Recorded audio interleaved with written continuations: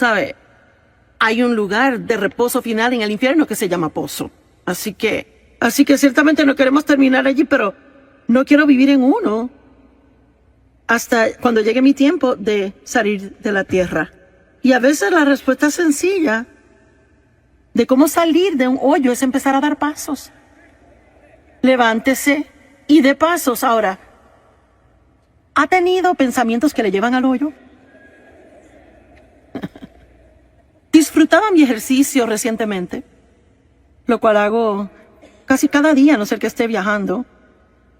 Y un pensamiento negativo, lleno de juicio y crítico, entró en mi mente acerca de alguien que yo sé que tiene hábitos fastidiosos.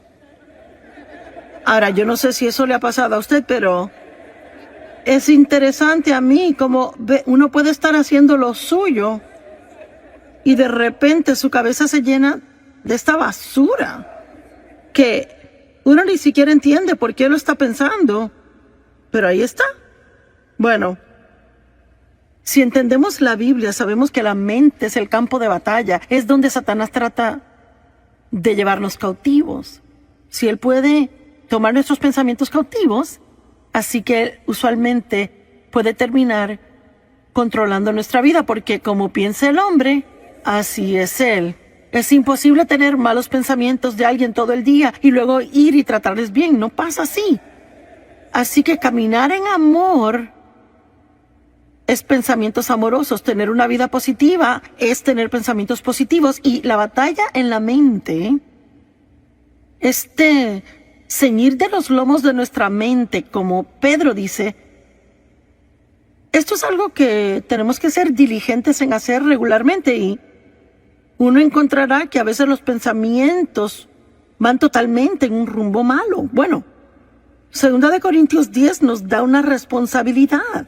Derriba esos argumentos, derribando imaginaciones, y razonamientos y teorías, y todo pensamiento que se levanta y se exalta en contra del conocimiento de Dios, y llevando cada pensamiento cautivo a la obediencia de Jesucristo. Bueno, esto no es algo que Dios dice que Él hará por nosotros.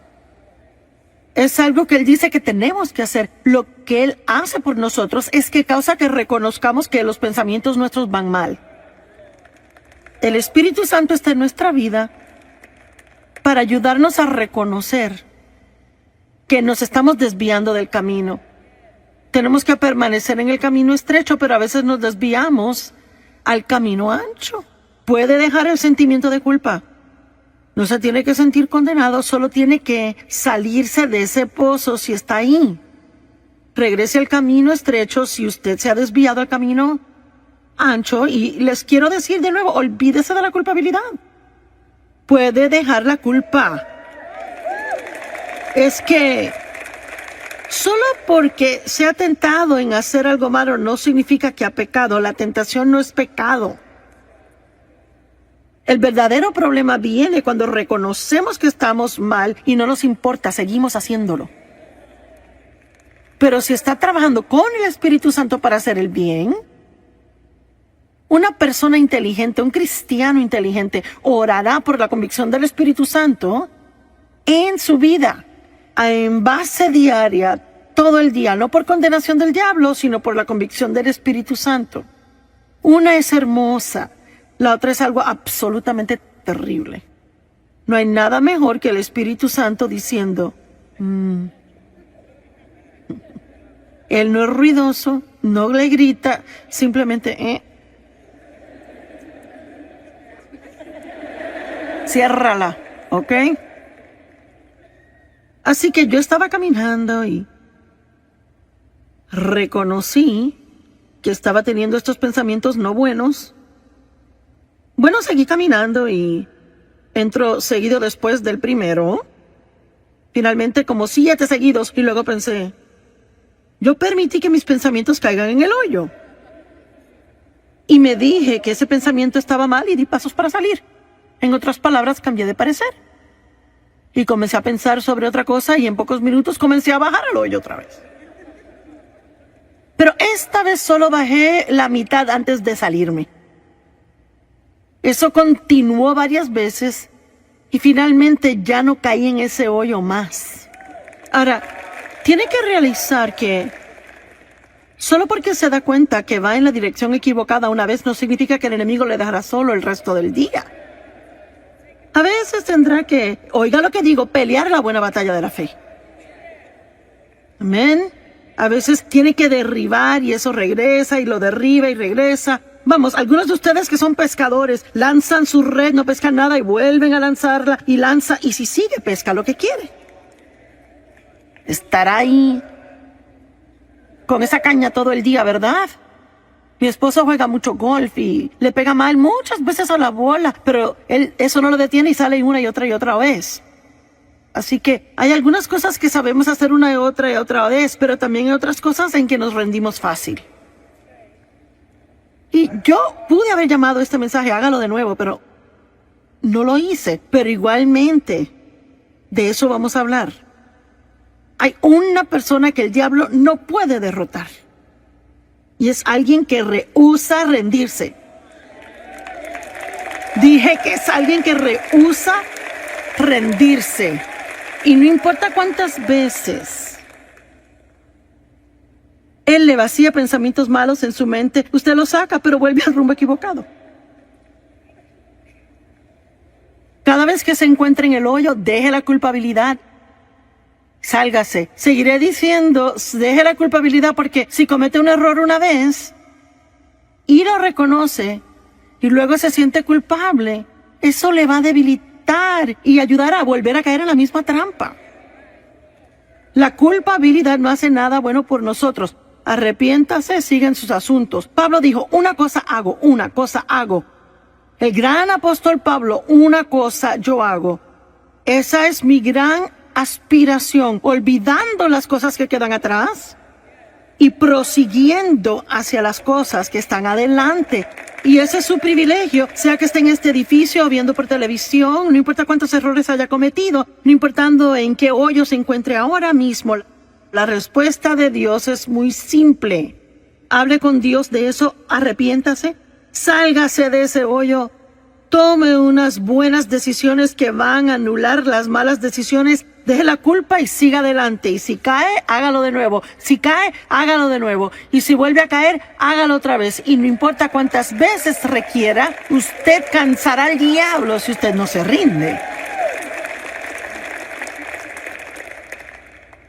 Y sabe, honestamente le digo que tengo el don de la comunicación, pero yo no tengo una sobresaliente capacidad mental o alguna gran habilidad fenomenal, pero le digo lo que sí tengo. Tengo bastante sentido común y soy fuerte de carácter, no me rindo fácil. Es cierto. Y es verdaderamente lo que necesita. Es que puede tener 15 títulos con su nombre, pero si es débil y se da por vencido, nunca alcanzará nada. Tal vez parezca que es brillante, importante como persona, pero se trata del fruto. ¿Qué tipo de fruto está dando en su vida? Es algo muy interesante para mí a veces. La gente que tiene mucha, bueno, digamos, educación religiosa, ya sabe, han estado en muchos seminarios y puede leer griego y hebreo y ya sabe. Yo creo que eso es buenísimo, no lo disminuyo para nada. Mi mente no puede con eso. Pero hay veces que gente así, no todas, pero algunas personas así juzgan a gente como yo, que simplemente sienten que Dios les ha llamado y ungido para que se levanten y lo hagan. Y están así, ¿y quién crees que eres? ¿Y qué te da el derecho? Y y le buscan cada pequeñito error y cada falla para juzgar y criticar. Pero ¿sabe algo que leí yo en la Biblia? Por los frutos los conoceréis. Los conocerán por sus frutos. Así que muchas veces los que le juzgan, ellos no tienen tan buen fruto en su vida como usted. Amén.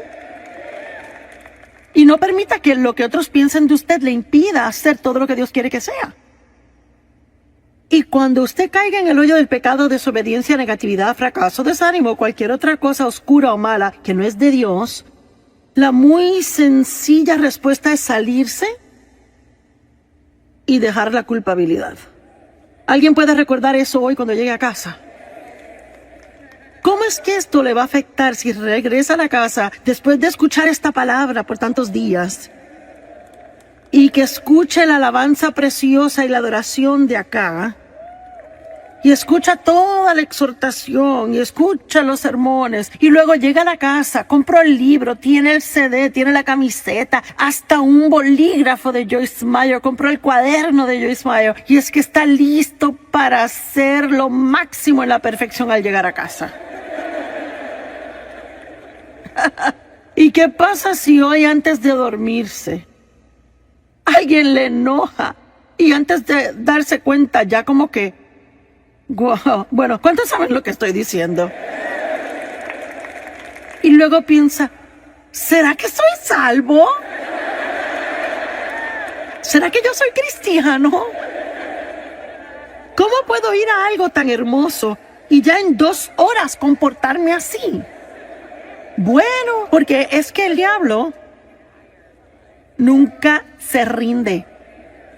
Y la Biblia dice que cuando la semilla es sembrada, está en Marcos 4, que el diablo viene inmediatamente a robar la semilla que fue sembrada. Así que yo no quiero ser negativa y tampoco quiero ser como que les traigo malas nuevas, pero usted puede muchas veces entender que va a ser atacado de alguna forma. Vamos, no me esté mirando así. Será en las próximas, 24 a 48 horas. Porque si hay algo que el diablo no quiere que usted haga, él no quiere que usted vaya a casa y en actualidad repase lo que aprendió aquí, o que medite sobre lo que aprendió, o que siga adelante con cualquier decisión que haya tomado estando aquí. Así que lo que él hace es que él trata de arrastrarlo y sacarlo del camino.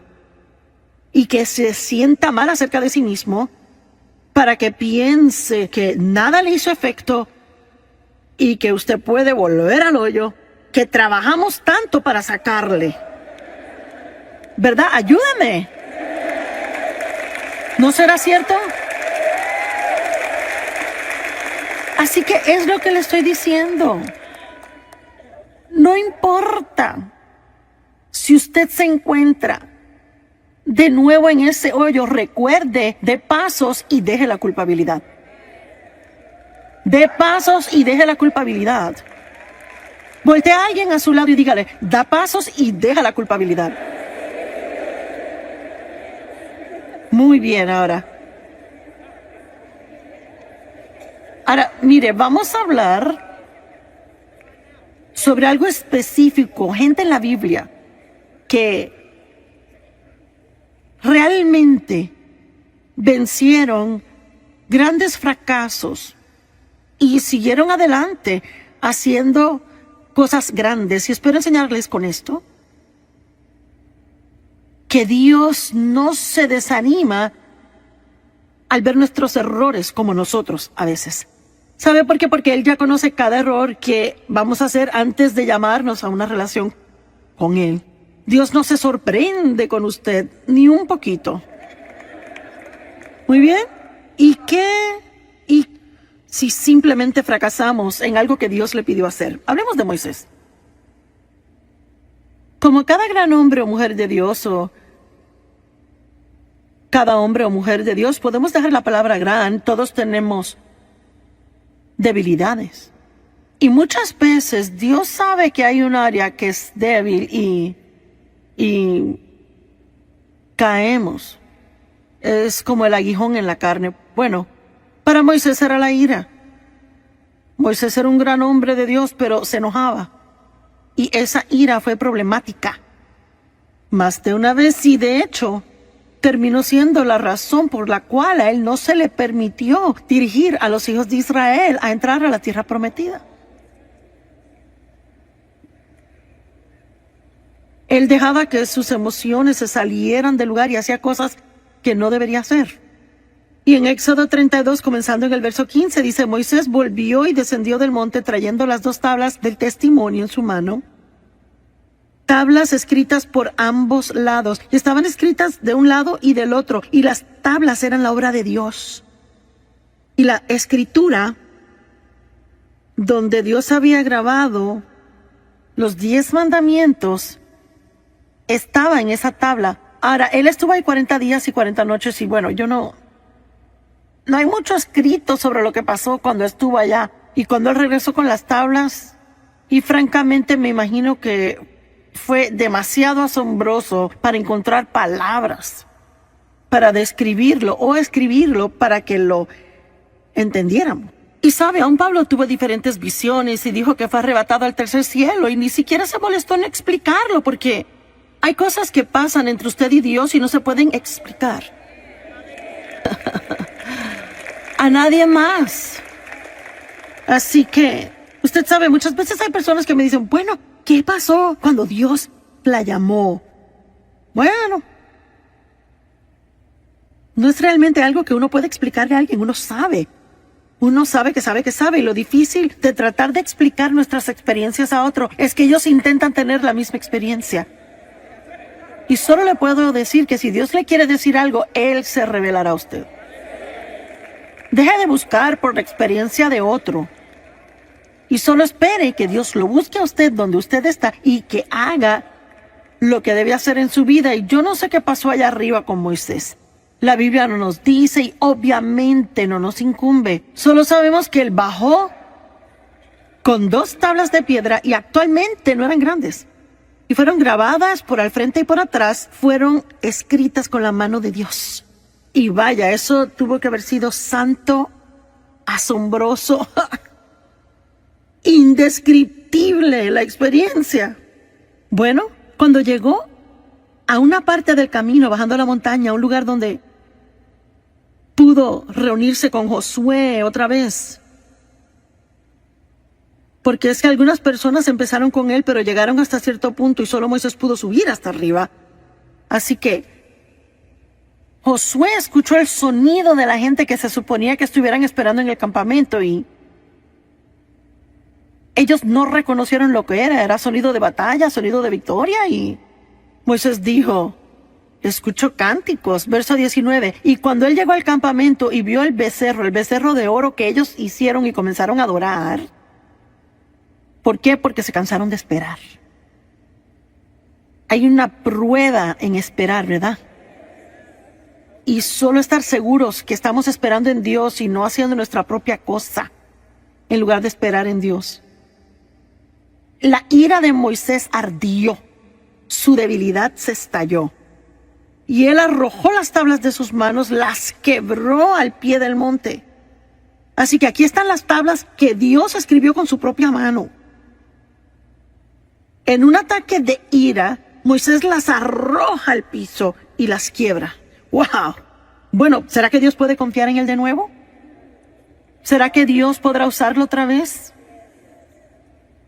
Pero en Éxodo 34:1, el Señor dice a Moisés, corta 2 tablas de piedra como la...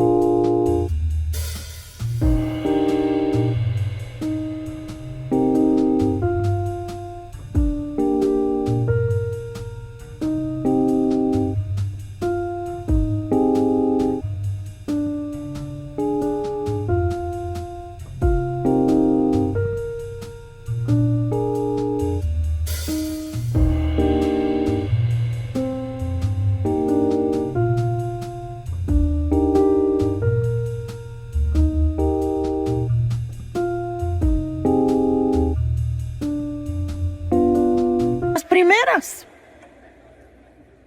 Y yo escribiré sobre estas tablas las palabras que estaban en las primeras tablas que tú rompiste. Cuando te enteraste de la idolatría de Israel. Así que él ahora tuvo que regresar a la montaña. Otros 40 días y 40 noches. Y imaginémonos, usemos nuestra santa imaginación. Vamos a imaginarnos cómo Moisés se pudo haber sentido cuando comenzó a subir a la montaña y tuvo que pasar por los pedazos rotos de su primer error. Eso pudo en la actualidad desanimarlo a tal grado donde nunca hubiese querido hacer el segundo viaje. Escuche, tiene que tener cuidado si está desanimado ahora por los misericordia de Dios más que nunca. Segunda de Samuel 11, verso 1. Y aconteció que en la primavera, en el tiempo cuando los reyes salen a la batalla, que David envió a Joab y a sus siervos con él y a todos los hombres de guerra de Israel y destruyeron a los amonitas y sitiaron a Rabá. Pero David se quedó en Jerusalén. Ahora, hay un mensaje solo en esto, pues era el tiempo en que los reyes iban a la batalla, pero David se quedó en casa. Él envió a los demás y él se quedó en casa. ¿Sabe usted qué? A veces usted puede cuidarse de no meterse en problemas solo estando donde debe estar cuando debe estar ahí.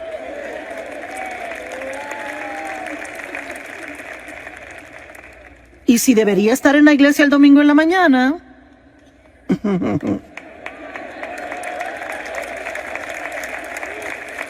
Es cierto. Y me pregunto cuánta gente sinceramente pensó, pues no, yo no sé, quizás me regrese a la sesión de la tarde y yo no sé, quizás se comieron más donas de lo que se suponía y se cansaron y decidieron quedarse.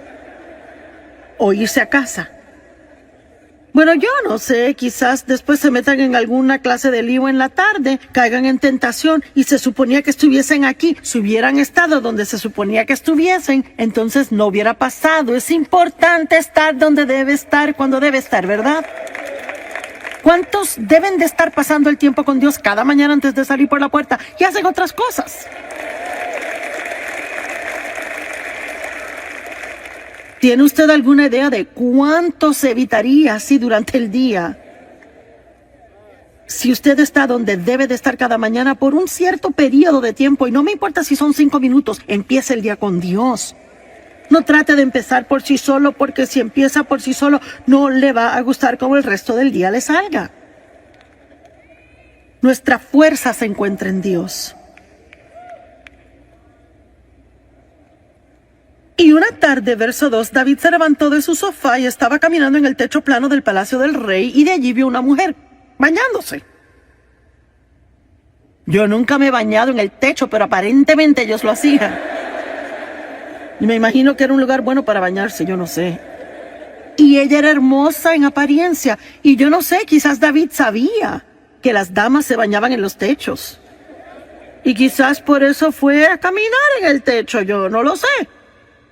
Pero de todos modos, tampoco me he ido a caminar sobre un techo. Así que puede que haya cosas más allá de lo que reconocemos. Y David envió palabra e inquirió acerca de la mujer, y alguien dijo, pues acaso no es Betsabé, la hija de Eliam, la esposa de Urías el Eteo. Así que no hay engaño aquí. David sabe que es casada. Él sabe que ella le pertenece a otra persona. Él no está donde debe estar. Él no estaba fuera en batalla. En la época del año cuando los reyes salían a la batalla, él se quedó en casa. Él estaba en el techo, mirando al techo de ella. Yo no sé. Se lo dejo a usted y al Espíritu Santo. Pero encontré el verso 4 y es interesante. David envió mensajeros y la tomaron. ¿Qué significa eso? Bueno, no dice que fue de acuerdo mutuo. Dice que la tomaron. Eso no me suena tan bien a mí. Me suena a mí como un abuso de su poder. Cuando ella llegó a él, él se acostó con ella, y ella, cuando se purificó de su inmundicia, así que estaban viviendo bajo las leyes de la época, y aparentemente en esta situación, ella como mujer casada, teniendo sexo con él, la hacía ella inmunda, y ella tenía que pasar por ritos de purificación antes de regresar a casa. Bueno, ¿sabe qué? Su pecado siempre le encontrará. La mujer concibió y mandó palabra y dijo, estoy embarazada. Y yo quiero que vean la profundidad, de la depravación en que David, el amado de Dios, cae en esta situación. ¿Cuál fue su debilidad? Lujuria. No fue temor, tampoco ira, fue lujuria. El diablo tienta a diferentes personas en diferentes formas, y déjeme decirle algo, tiene que conocerse. Y debe de hacer todo lo que pueda por fortalecerse en áreas donde sea débil. Es cierto. Déjeme decirle,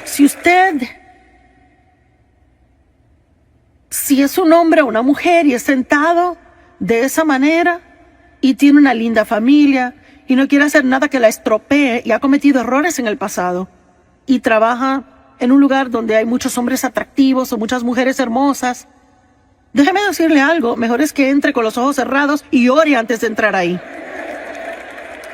Y no se vaya al cafecito con ellos y no tiene que contarles de los problemas en casa y no tiene que llevarle donas en la mañana. Corra como un loco.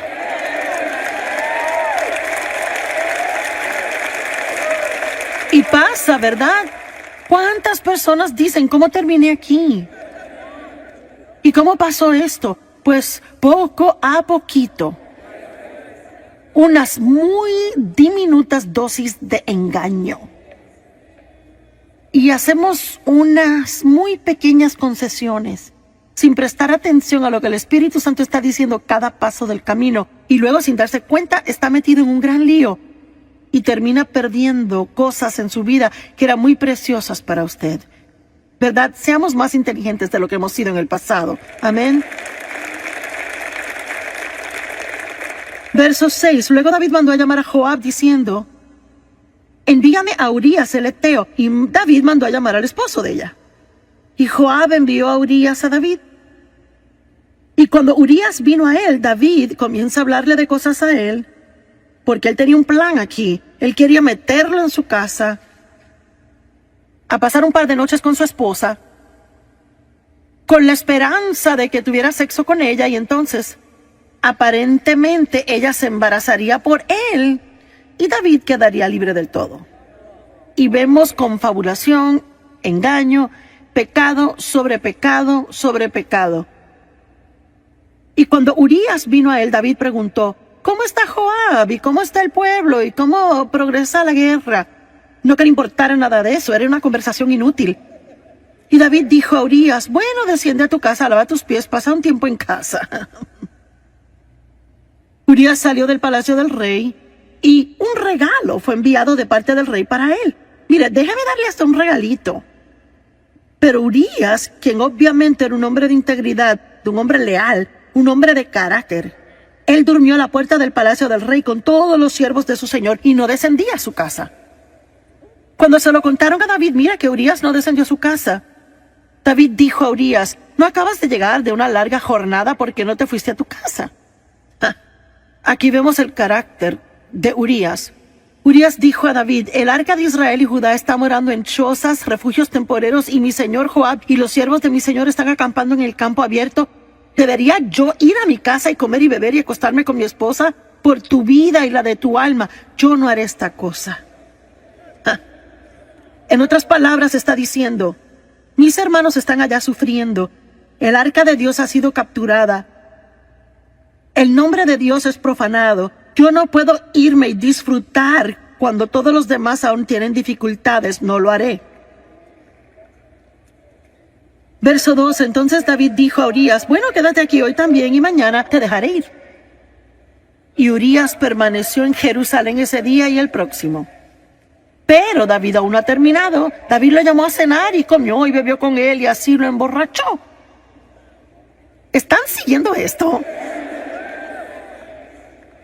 Este es David quien escribió los Salmos. El amado de Dios que todos admiramos. Salmo 23. El Señor es mi pastor, nada me faltará. Por favor. Y él comió y bebió con él y emborrachó a Urías y en la tarde fue y se acostó en su cama con los siervos de su señor y aún así no descendió a su casa. Oh, le apuesto que David estaba nervioso. Y ya sabe, En ninguna manera estoy degradando a David. Él era un gran hombre de Dios y sabe, si usted es tentado a tomar lo que digo mal y me quiere escribir una carta, ya sabe. Estoy aquí tratando de probar un punto práctico de que este hombre era un hombre normal y se hizo un gran hombre de Dios, pero él no era perfecto como hombre. Amén. Y aparentemente, él creyó que Dios era mayor que su mayor error. Y pienso que toma un increíble coraje para en su totalidad hacer algo que usted sabía que no debía hacer. Se defraudó a sí mismo tanto y defraudó a otras personas, hirió a otras personas y aún dirá, me levantaré y volveré a mi padre y él me sanará y me restaurará una vez más. ¿Qué hizo el hijo pródigo? Él tuvo una vida tan mala que él vivía con los cerdos. Malgastó toda la fortuna de su padre y la Biblia dice que volvió en sí. Yo no sé, quizás alguien me está escuchando ahora mismo, quizás está viendo por televisión desde el sofá o reclinado. Y una vez dije al predicar, dije, hey, tú acostado en tu reclinadora tomándote esa cerveza. Y tenemos este testimonio. Un hombre joven de 20 años estaba haciendo eso. Había estado en una racha de drogas por mucho tiempo y él dijo, cuando usted dijo eso me asustó tanto. Él dijo, me sentí sobrio y acepté a Cristo.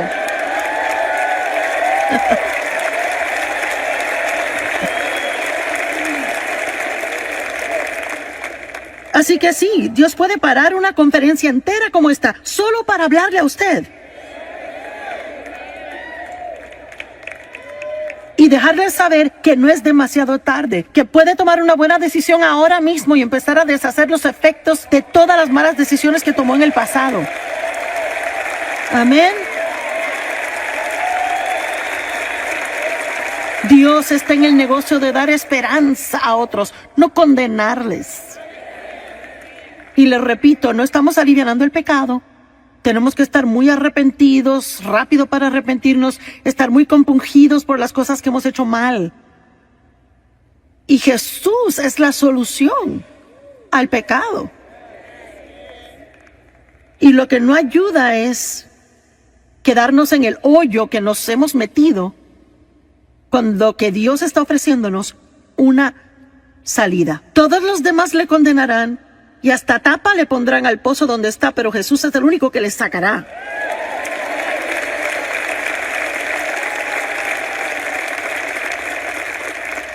Y él escribió, David escribió una carta a Joab y la envió con Urías. Escribió en su carta, verso 15, pon a Urías en la fila de enfrente de la batalla recia y déjalo ahí a fin de que sea herido y muera. ¡Guau! Y sabe, he leído esta historia de David una y otra vez y es que nunca lo leí despacio como para ver esto bien y poder ver cuán asombroso Dios es y cuán misericordioso Él es. Y luego pasó todo un año y no se arrepintió. Ni siquiera se arrepintió hasta que el profeta lo confrontó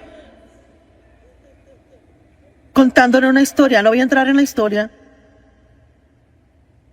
Y él realizó que él era el hombre en la historia de quien se trataba y de momento fue confrontado.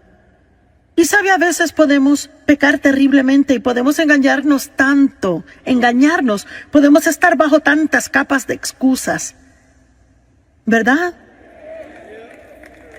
Y ya no encaramos lo que anda mal. Y quizás usted necesita hacer eso hoy, quizás debe de dejar de poner excusas, quizás debe dejar de culpar a otros y debe simplemente ver cara a cara la fealdad de lo que ha hecho. Pero eso no es algo malo, eso es algo bueno, porque ese es un lugar de nuevos comienzos.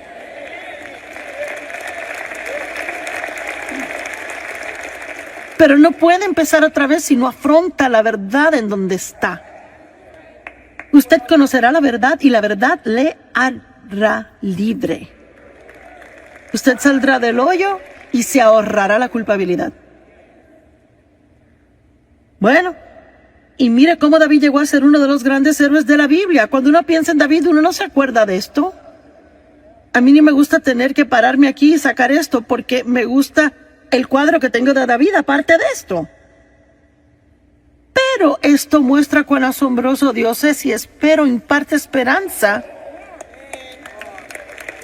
a muchas personas que se encuentran en una mala situación y que han creído las mentiras del diablo de que ya es demasiado tarde. Pero hubo consecuencias de ese pecado y no quiero decir que no las hubo. La Biblia actualmente dice que David ya nunca estuvo sin guerra en su casa después de esto. Así que hubo definitivamente consecuencias. Y eso es lo que debemos recordar del pecado. El pecado siempre es perdonado.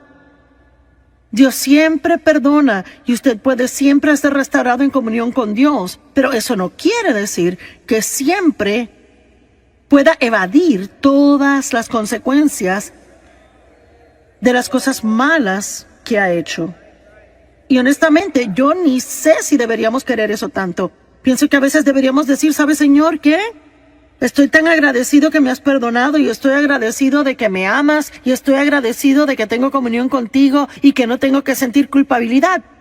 Pero no creo que sea algo malo que tenga estas consecuencias porque quizás me ayudarán a recordar no hacerlo de nuevo en el futuro.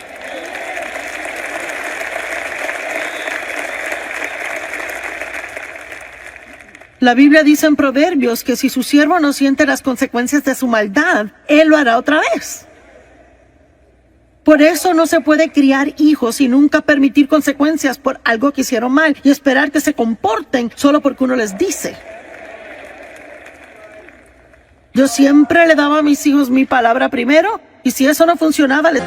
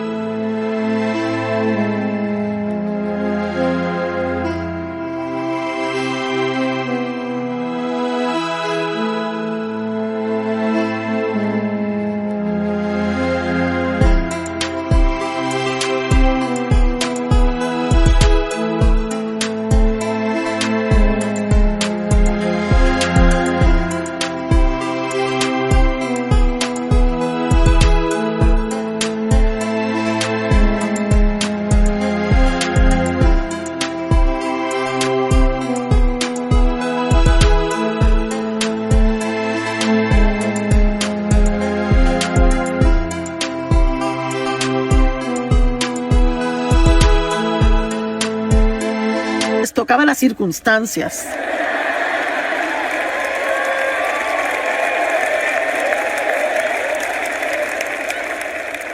Y déjeme decirle algo, así es que Dios es con nosotros. Siempre nos da su palabra primero, hace todo lo que posiblemente puede para que su palabra esté en nosotros y para estar de acuerdo con Él y para hacer cosas a su manera. Pero si no las hacemos, Él nos ama tanto que toca nuestras circunstancias.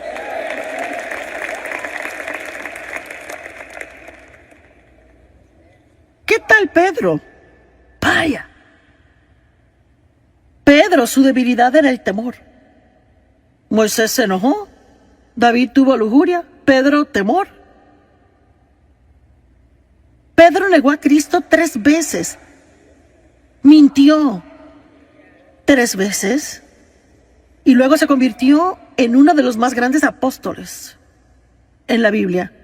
Y un hombre respetado. Y escuchamos sus enseñanzas, leemos sus escritos. Dios lo usó en gran manera.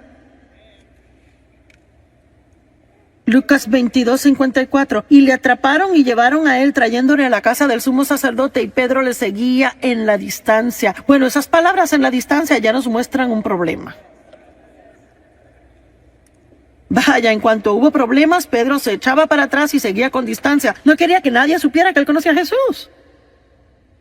Usted tiene que ser cuidadoso al estar en el mundo y tratar de seguir a Jesús de lejos. Vamos, hay un mensaje aquí para alguien. Uno va a la iglesia domingo en la mañana y es bien cristiano.